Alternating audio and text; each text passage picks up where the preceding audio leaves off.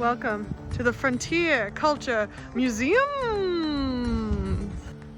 I think the 1820s, 1840s? Is 1840s the newest? So it's West Africa area. yeah, I'm excited. And the Irish Forge, yeah. Yes, please. I bet the German building's super cute. Here we are in rural England at the yeoman's house. So we're right behind the English Recreation House. I don't know what these are for. They seem to be strung down to the plants below. I'm not sure if they're markers or things, vine-like things are meant to grow on them, but it's very cool that they have the house and a garden behind it. If you were into spooky season spell casting, this would be your place to hang. Rosemary for my soup pot. So they were talking about how a lot of people came here as indentured servants because of enclosing. And I was like, what does enclosing mean? So basically the Black Death hits England hard and the population gets decimated, crops go fallow. And so the landowners are like, well, we got to work our fields, but there's so few people, which means we got to pay more to get the few people who are here to farm them, which causes inflation. And they don't have enough people to work the crops. So instead they're like, well, we have to let go of some of our land and it becomes open public land. Then population starts to rebuild and all of a sudden there's enough people that these landowners are like, you know what, we're taking our land back. So all these people that could have access to this public land are all of a sudden like, oh, there goes all the land my family's been working for generations. What are we gonna do? Oh, if I come to the Americas as an indentured servant and I can survive my servitude, I'm then given 50 acres of land to work. Wow. So it was a huge part of that like promotion to go to the Americas. That's and amazing. it helped also ease the riots in England because of the enclosing riots. That's really cool.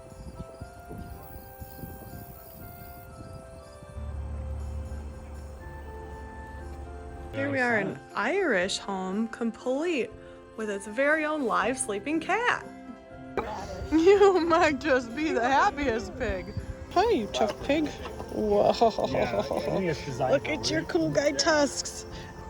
If you take your just like modern pretty pink pig and you let them loose in the woods, it would not take long at all for them to start growing that kind of bristly hair and some little tusks. They will go feral very quickly. Yeah.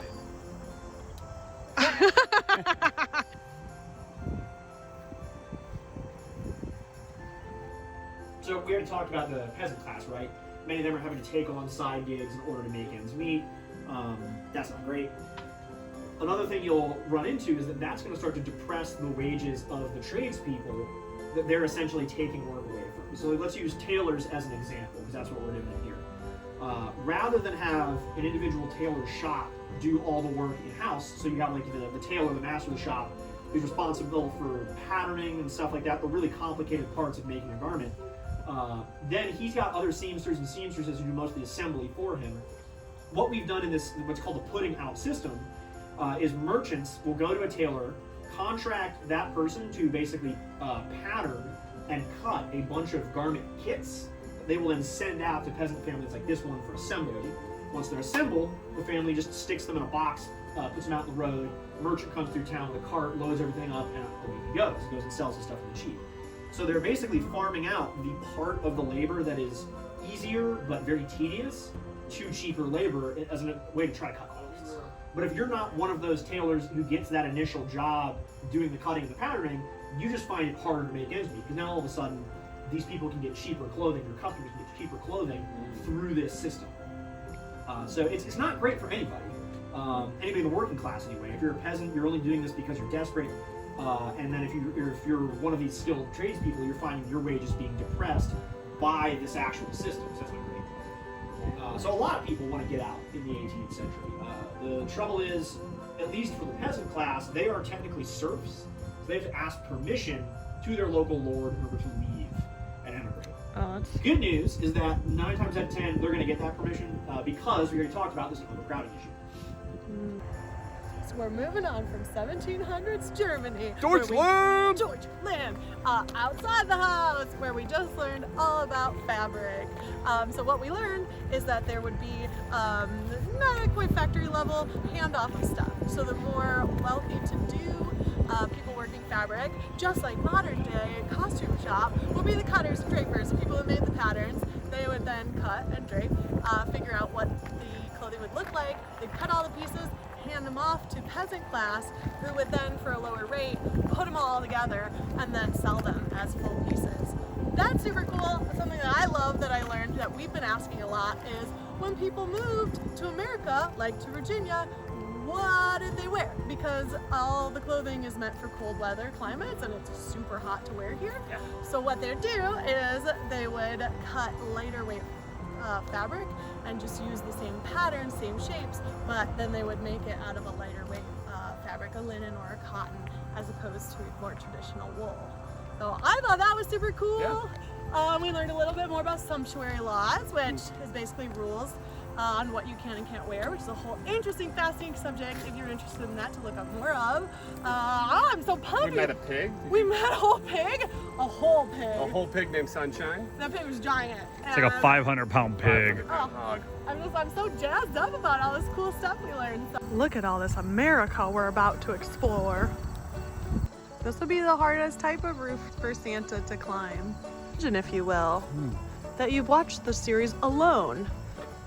Suddenly, this setup does not look so primitive and bad, right? That's so true. You're like, holy moly, look, a dish, a fireplace, Do you have a a bed, cast iron pot? not on the ground. Come on now. Place to store your Wolverine meat or whatever.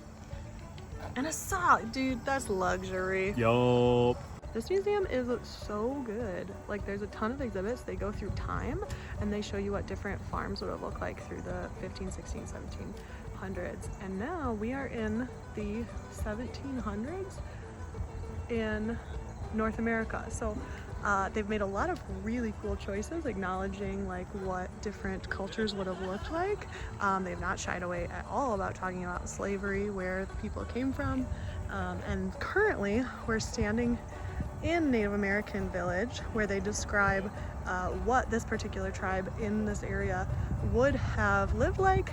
And these wigwams are centered around the idea of Native American cultures allowing people to come in and colonize, kind of having that competitive relationship with them, and that this particular settlement is what a tribe would have looked like just outside of a colony. Like, once the Native Americans had been displaced, how they would have sort of set up and started to build a new village outside the colony.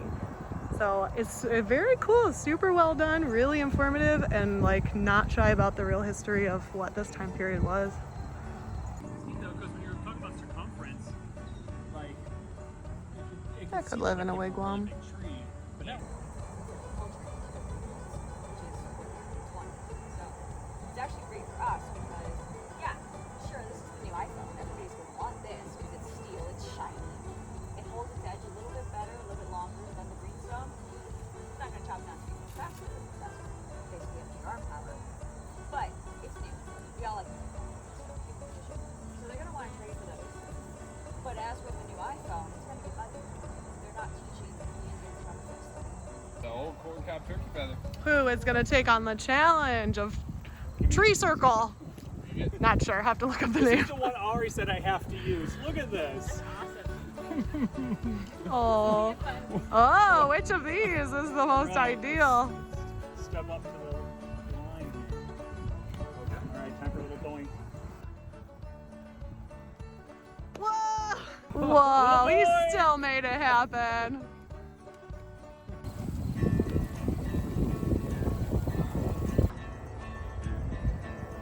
Hello. That's me as the base. Then there's Cameron. Yeah, And yeah. that's you. Oh, that is me. That's exactly what I look like in a turn. We're so good at this. That's a weird down dog. It's a different advanced version. If the wind is consistently going, let's say this direction, then which way do they want to move their house? Back of the house. Well, oh, like this. That. Oh, that's so smart. So now that we've learned so much about pioneering and traveling through the time periods, what would your old-timey pioneer name be? New to America, settling. Oh man, it would probably be Well, since we're twins, it'd be Hans and Franz, and we'd be German. German. Yeah. We're here to do the farm work. We're here to clean the lands. We're here to push cows over. Oh. Oh man, they have the craziest souvenirs here. I'm pretty sure this is where we set up shop. We got a turkey friend, we got a cat friend. We live here now. 4 guys. Chilling.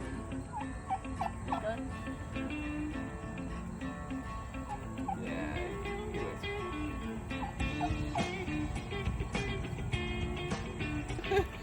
You grab him?